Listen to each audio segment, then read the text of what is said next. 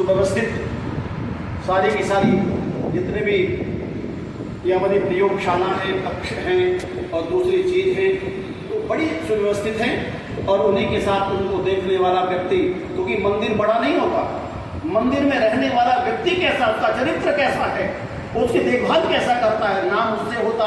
सब ईंट और पत्थरों के बनते हैं, लेकिन उसमें रहने वाले व्यक्ति का क्रियाकलाप कैसा है, उस सीट पर बैठने वाले व्यक्ति का चरित्र कैसा है, उससे उस भवन, उस स्कूल, उस देश, उस राष्ट्र का निर्माण और नाम होता है। इसलिए प्रिय बच्चों, आज आपको मेरे महानुभाव में दैविक सभा के सदस्यों ने आप लोगों के नए जीवन के निर्माण के लिए एक योजना बनाई कि जीवन को कैसे जिया जाए। जीवन को कैसे जिया जाए बच्चों? जीवन को जानना ही जीवन है या जीवन को जीना ही जीवन है? जीवन को जानना ही जीवन है। तो जानेंगे कैसे? कैसे जानेंगे भाई? पता चला इस दैविक सभा में परमपिता परमात्मा ने एक हमको संविधान दिया। दैविक सभा का संविधान क्या है बच्चों? आपने अपने गीत भी सुना था, विश्वकर्मा जी का गीत चल रहा था, आपने घरों में भी सुना होगा, लेकिन ध्यान नहीं दिया। ध्यान देने से बात बनेगी, सुनने से निकलेगी। इधर से सुनोगे तो इधर से निकल जाएगी, और ध्यान दोगे तो दाएं से भी हृदयंगम, बाएं से भी हृदयंगम। और जब हृदयंगम कोई सूत्र होता है, फिर किसी कागज और कंप्यूटर की आवश्यकता नहीं, क्योंकि वो सदा सदा इसमें रक्षित हो जाए। और यदि हृदयंगम नहीं किया तो दाएं से सुना बाएं से निकल गया, बाएं से सुना दाएं से निकल गया, या यहाँ से आकर के वमन हो गया। मैंने धीरे जी ने सुना, बहुत बढ़िया बात कही, उस बात को सुनकर के 10 व्यक्ति में जाकर मैंने ढींगे हम दी और अपने आचरण में लाया नहीं, तो मुंह से निकल गई, वमन हो गई। खाने के बाद में वमन हो जाए तो बीमारी तो है, बस तो रहा नहीं। तो सुन करके पचाना सीखो, सुन करके पचाने की आदत पड़ गई तो समाज के अंदर तुम्हारे कोई नकारात्मक नहीं कर सकता। कोई क्या बोलता है कुछ फर्क नहीं पड़ता, क्योंकि हमारे अंदर पचाने की ताकत है, हमारी जठराग्नि मजबूत है, चाहे वो मस्तिष्क की मजबूत, रोटी को पचाने वाली जठराग्नि और मस्तिष्क में विचारों को पचाने वाली विवेकाग्नि, ज्ञानाग्नि, क्रोधाग्नि। मस्तिष्क में कौन सी अग्नि होती है? क्रोधाग्नि और ज्ञानाग्नि। यदि क्रोधाग्नि है तो ज्ञानाग्नि खत्म, और ज्ञानाग्नि है तो क्रोध का कोई मतलब नहीं। कोई हमें बोले हमें क्रोध आए तो हम कुछ नहीं कर सकते, तो बोले क्या होगा? बोले बच्चों नई बात बता रहा हूं, मस्तिष्क में, क्योंकि आप योग और यज्ञ से जुड़े हुए हैं, आज समाज से जुड़े, मुझे समय में बता देना। मस्तिष्क में एक नाक नाम का प्राण रहता है, जैसे प्राण अपान ज्ञान समान उदान। तो मस्तिष्क में एक नाग है, ग्रंथि है, ग्लैंड है, उसको कहते हैं नाग। जब व्यक्ति को क्रोध आता है तो नाग को जैसे ढेला मारते हैं तो वो सक्रिय हो जाता है और वो आक्रमण करता है। जब नाग आक्रमण करता है तो उस विष निकलता है, और विष यदि कोई व्यक्ति विष के संपर्क में आ जाए तो मृत्यु हो जाती है। ठीक इसी प्रकार से जब क्रोध के कारण हमारा नाग नाम की जो ग्रंथि है वो सक्रिय होती है तो उससे विष निकलता है, जहर। और जहर का संबंध ठीक बुद्धि तत्व से होता है, वो जहर का संबंध बुद्धि से होता है, और बुद्धि उस समय नष्ट हो जाती है और हम किन कर्तव्य विमूढ़ होते हैं, क्या करें क्या न करें, और अचानक नकारात्मक हो जाते हैं और हम ऐसा कुछ कर बैठते हैं जो होश आने पर हम समझते हैं कि यार ऐसा नहीं करना चाहिए था। 2 ही मिनट के बाद हम समझते कि ऐसा नहीं करना चाहिए था। उस समय यदि विवेक की अग्नि हमारी पर प्रज्वलित नहीं होती तो नाग नाम की ग्रंथि सक्रिय न होती, और नाग नाम की ग्रंथि सक्रिय न होती, और हम ऐसा कोई आचरण न करते जिसको हमें अपनी नजरों में या प्रशासन की नजरों में अपमानित होना पड़े, गिरना पड़े।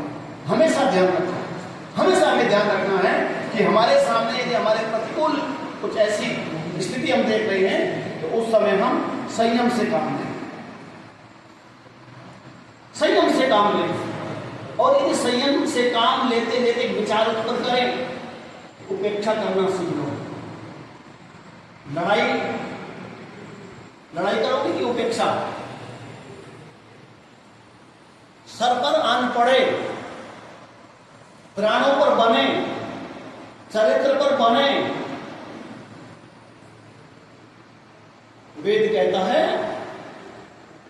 जो अवसर हो सो करे, लेकिन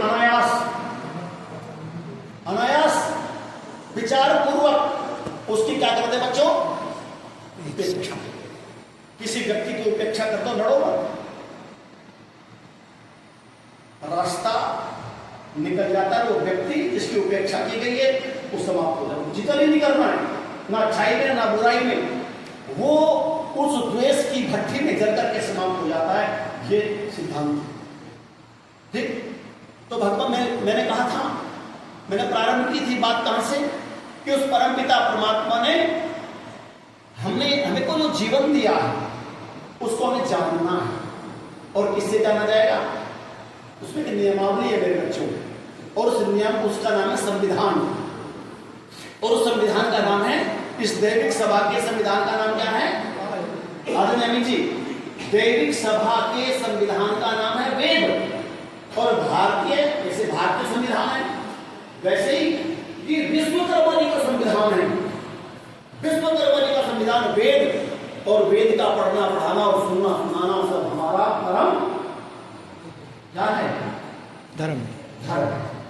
वेद का पढ़ना पढ़ना, वेद का पढ़ना पढ़ाना और सुनना सुनाना सभी आर्यों का परम धर्म है। आर्य शब्द आया है, बोले तो आर्य की बात करने लगे। आर्य कोई ऐसे व्यक्ति नहीं, आर्य कहते हैं श्रेष्ठ जनों को, जो अच्छे जन हैं। आपको बुरा कह दे तो कैसा लगेगा? पर आपको अच्छा कह देता, बुरा निकम्मा व्यक्ति नहीं, निकम्मा कहना सुनना चाहता, तो आप श्रेष्ठ हैं, आप अच्छे हैं। अच्छा वही है जो सुनता है। किसी पढ़ो नहीं, अच्छा कौन है? पैंट शर्ट पहनने वाला व्यक्ति अच्छा है, या कलर का कुर्ता पहनने वाला व्यक्ति अच्छा है? अच्छा कौन है? तो सुनता है। किसकी? बड़ों की। और सबसे बड़ा कौन है? परमपिता विश्वकर्मा। तो उनको सुनते, केवल प्रतिमा लगाने से बात नहीं बनेगी। विश्वकर्मा जी की प्रतिमा घर में हो और समस्या है, इसका मतलब हमारे पैर दोनों का पर बैठे हुए हैं। एक उसको मानो भी और उसको जानो। तो भगवान ने क्या दिया बच्चों हमको? संविधान। तो संविधान का नाम क्या है? वेद। और वेद से आई विद्या। आप क्या पढ़ते हैं? स्कूल जाते तो क्या पढ़ते हैं? अगर हमारे पास विद्या नहीं है तो हम मनुष्य की पशु, जाने नहीं ना पशु भी समाना। अब हम कैसे लोग हैं मान लिया, अब जब से विचार हुआ तो हमने थोड़ा थोड़ा चलाना सीखा। हम तो छोटा सा फोन रखते थे भाई, हमारा मतलब थोड़ा ही था, हमने ऐसे कर लिया। लेकिन इतना कुछ भरा पड़ा है इसमें, यदि मैं चलाना नहीं जानता क्या सफल होऊंगा? इनको पकड़ूंगा, उनको पकड़ूंगा, उनको पकड़ूंगा। उन्होंने क्या कर दिया क्या नहीं कर दिया वो जाने। अगर मैं उसमें शून्य हूं तो मैं वहां भी शून्य हूं।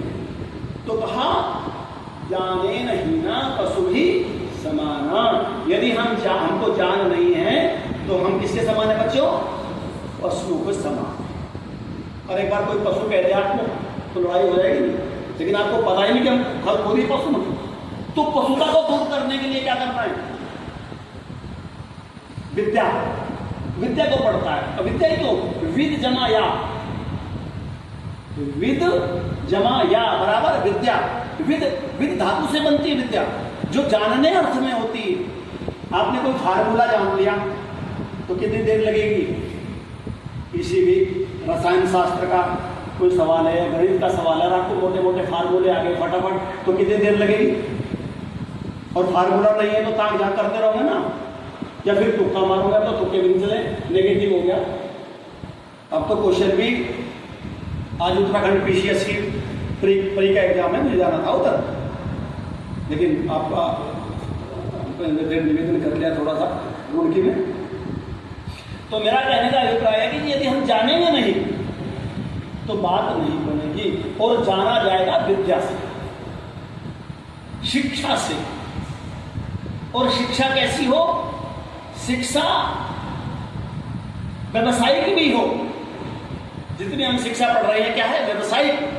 हमारा व्यवसाय ठीक होगा तो हम समृद्ध होंगे, और व्यवसाय के साथ में हमारी उस व्यवसाय को हम ठीक से कर लें। ये जीवन के अंदर बेटा ये व्यवसाय बाहर का तो हम बाद में करते हैं मेरे बच्चों।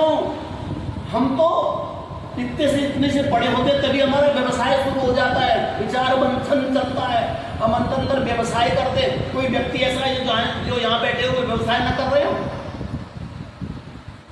काम व्यवसाय कह लो, काम कह लो। कोई व्यक्ति ऐसा है जो काम ना करता हो? कोई व्यक्ति ऐसा नहीं जो काम ना करता हो। वो हाथ से ना करे, पैर से ना करे, लेकिन वो बैठा बैठा मन से काम करता रहता है। वो डेढ़ गुण, इसको ऐसा करना है, उसको वैसा करना है, यहाँ ये बनाना है, बनो कुछ ना को बात दूसरी। 1 मिनट में 18 बार विचार परिवर्तित करता है मन, 18 बार विचार। साधारण व्यक्ति की बात कर रहा हूं, और जो अति चंचल है उनका तो कह रहे कुछ नहीं। मने मनुष्याणाम कारणम बंध मोक्षयो। मेरे बच्चों ये मन जो है ना आपका, यही बंधन का कारण है, ये मोक्ष का कारण। जिसने जान लिया तो वो छूट गया, और जिसने नहीं जाना वो बंध गया। अच्छा, जब स्कूल की घंटी लगती है स्कूल जाने के लिए तब अच्छा लगता है, कि जब छुट्टी की घंटी लगती है तब अच्छा लगता है? बड़ा हम तो जब पढ़ते थे तो जब बहुत घंटी लगती थी और 5 मिनट पहले सोचते जब 5 मिनट पहले घंटी लग जाए तो बहुत बड़े और बड़ा शोर करते थे। जब घंटी लगी तो एकदम बच्चों ने शोर किया, उठा अपना बस्ता दौड़ पड़े। और जब प्रार्थना की घंटी लगती थी 3-4 बच्चे जैसे मार शुरू कर देते यार। तो क्यों करते थे ऐसा? तुमको लगता था कि बंधन है। कितने समय का? 5-4 घंटे का तो बंधन है। क्लास में 8 घंटा खा लिए, टीचर नहीं आया तो आपको तब तक कैसा लग रहा है? मनोरंजन करने ठीक हो रहा है, अब जैसे हुआ है। तो ये क्या? ये मन की चंचलता है। मन को बोलना, मेरे मन तुम मुझे गड़बड़ सिखा रहा है, ये मेरे देव है, ये मुझे सिखाएंगे। टेक्निकल गुरु है मेरे, ये मुझको कुछ सिखाएंगे, इनसे मैं जानूंगा, और जब मैं जान जाऊंगा तो उसके साथ में जीऊंगा।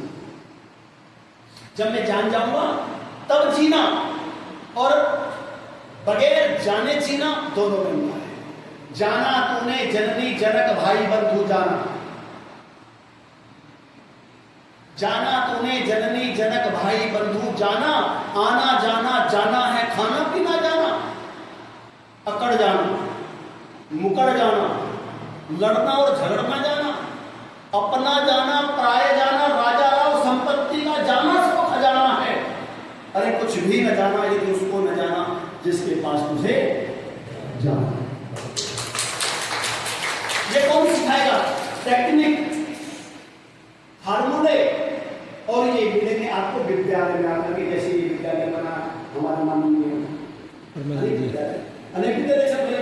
तो जरूरी नहीं कि वहां संस्कार मिले, यहाँ संस्कार भी और शिक्षा भी। और आप लोगों को विदुषी तो बनना ही है। मेरी बेटियां बैठी, आपको क्या बनना है? विदुषी। लेकिन विदुषी से पहले यदि आप संस्कारित हो गई ना तो आप वीरांगना बनेंगी। आप वीरांगना बनना चाहते हो तो विदुषी, पहले वीरांगना और फिर विदुषी। हम वीर तो हैं, हम विद्वान तो हैं, लेकिन वीर नहीं है तो आपकी कोई नहीं सुनेगा। तो वीरांगना और विदुषी, जब ये कार्यशाला है ना, जैसे कार्यशाला संस्कार की, इसमें यदि आपने एक मंत्र भी पढ़ लिया, एक मंत्र भी सीख लिया, तो आप क्या हो जाएंगे? आप विदुषी हो जाएंगे, और उसके साथ में आप वीरांगना हो जाएंगे, आप वीर हो जाएंगे। मंत्र किसे कहते हैं बच्चों? आज जो ये शाला है, संस्कार शाला, इसमें शब्द मंत्र, मैंने मंत्र कहा। मंत्र किसे कहते हैं बताओ? मैं बता देता। मंत्र से डरना नहीं, मंत्र ना। अच्छा, एक शब्द है मंत्रणा। एक शब्द क्या है? मंत्रणा। अब तो हल्का हो गया बात, अब तो हल्के हो, तो बता दो मंत्रणा किसको कहते हैं? विचार। मंत्रणा किसको कहते हैं? विचार। पहले मैं दिनेश जी से पूछूं, किसी ने कहा अभी विद्यालय में जगह मिल सकती है कार्यक्रम के लिए, बोले ठीक है, लेकिन मैं भाई साहब से पूछा तो क्या हुई? मंत्रणा। किससे बनी? मंत्र से। मंत्र से क्या बनती है? मंत्रणा। और मंत्रणा को कहते हैं बच्चों विचार। मंत्रणा मीन्स विचार। विचार पूर्वक हमें काम करना है। तो वो परमात्मा का मंत्र है। केवल ये नहीं कि हमने कोई संस्कृत का श्लोक पढ़ लिया या कोई मंत्र पढ़ लिया और हमने और विचार किया नहीं तो कुछ होने जाने वाला नहीं।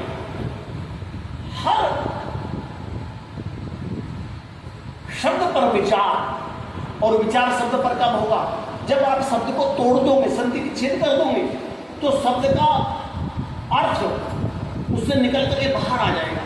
जब अर्थ बाहर आ जाएगा तो आप उछल पड़ेंगे, अरे मैं तो जानता हूं इसका अर्थ ये मेरी माँ है, ये मेरी बहन है, ये मेरी बेटी है, मेरा चाचा है। जैसे सामने सामने व्यक्ति आते हैं उसका अर्थ समझते, वैसे वैसे अभी अभिवादन होने लगता है।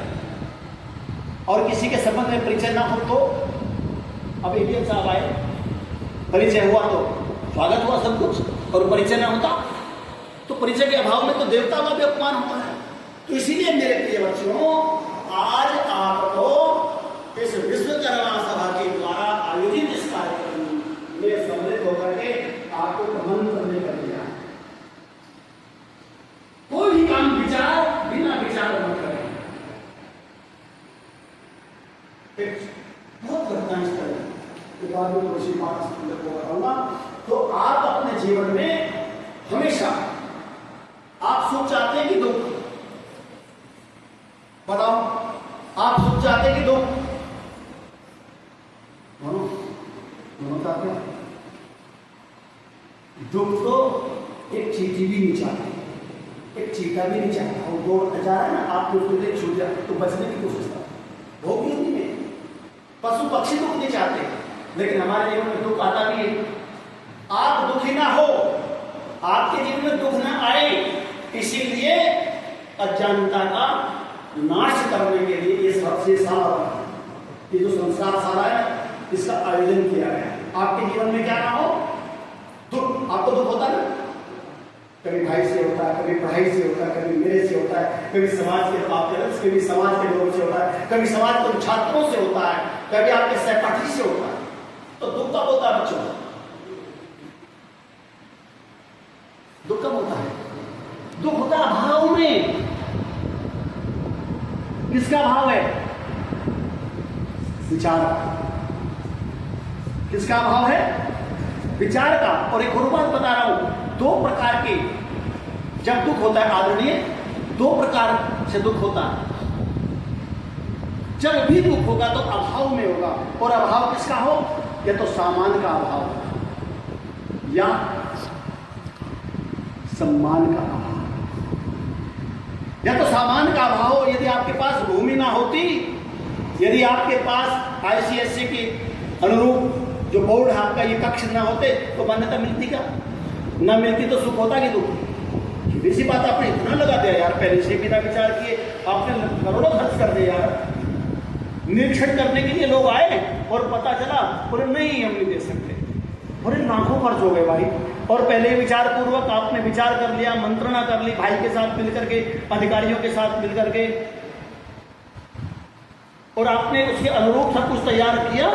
और आकर के जब निरीक्षण करने वाला बोले ठीक ठीक यस बढ़िया, तो आपको चिड़िया बैठा दी, बोले ठीक है, तो दुख हुआ कि सुख? आपको पसंद था, क्योंकि वर्षों की मेहनत का फल आज मिला। तो जब दुख होता है मेरे बच्चों तो ये तो सम्मान का अभाव हो या सामान का अभाव। परमपिता परमात्मा ने सबको सामान बराबर दिया है।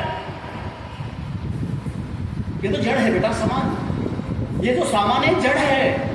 इसकी कीमत तो केवल इतनी है कि यदि मैं ओम बोलूंगा तो ये ओम ही बोलेगा, मैं राम बोलूंगा तो ये राम ही बोलेगा। इतना सत्य तो ये भी है, जड़ है लेकिन सत्य है। लेकिन आपको तो सामान बराबर दिया परमपिता परमात्मा। ये शरीर सबका कितना बढ़िया बनाया है। आंख आपको बराबर दी, आंख से दिखता है, कान से सुनता है। और बताया कि नियमावली है कि 4 बजे जल्दी उठो ब्रह्म मुहूर्त में और पढ़ाई करो। हम कब पढ़ें? जल्दी उठ करके ब्रह्म मुहूर्त में, जब प्रकृति शांत होती है। बुद्धि निद्रा के बाद में आपका जो मन है वो शांत होता है, शरीर स्वस्थ होता है, कोलाहल नहीं होता। आप पढ़ो और सूर्य से जब सूर्य उदय से ऊर्जा लो, व्यायाम करो, प्राणायाम करो।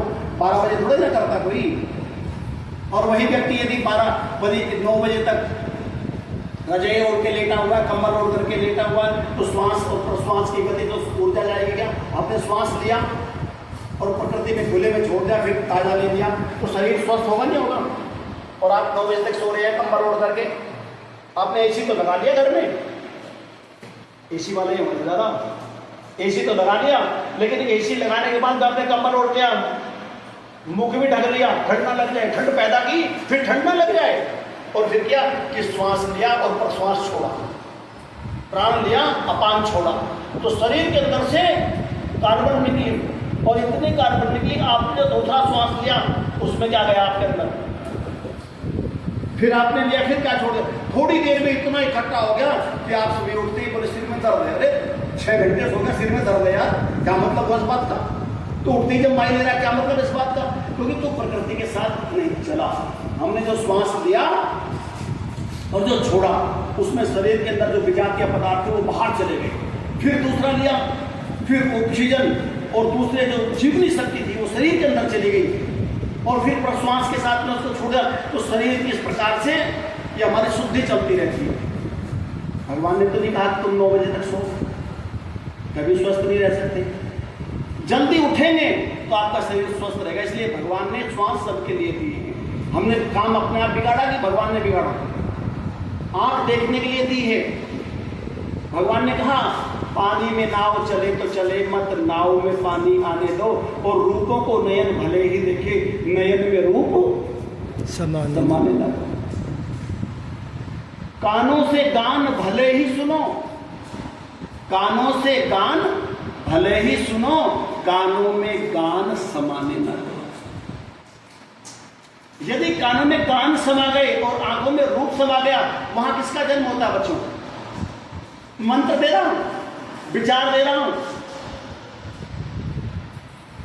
वहां जन्म होता वासना का, इच्छा का, और जब तक वो पूरी नहीं होती फिर वो भौवे की तरह वही मंडराता रहता और नकारात्मक होता है। तो भगवान ने आंखें किस लिए दी? देखने। देखो, धन्यवाद करो, आगे बढ़ो, भाई को भाई की दृष्टि से देखो। आज नियम बना लो, दुनिया क्या करती है, हमें कुछ नहीं लेना, पड़ोसी क्या कर रहे कुछ नहीं लेना, क्योंकि आप शाला में आए, संस्कार शाला में।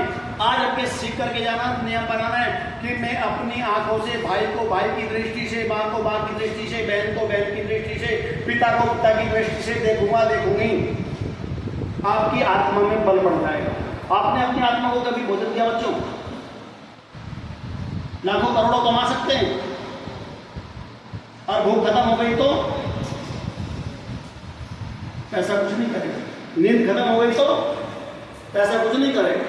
इसीलिए पैसा आवश्यक तो है, लेकिन सब कुछ जब आप कहते हैं जाओ भाई सेवा करना है, जाओ बस होगा सेवा करना, वो उसका अर्थ दिखाई देता धन का। तो इसीलिए मैं कह रहा था कि हम अपने जीवन में क्या करें, हम अपने जीवन में परम पिता परमात्मा ने जो शरीर दिया है, इस शरीर का सदुपयोग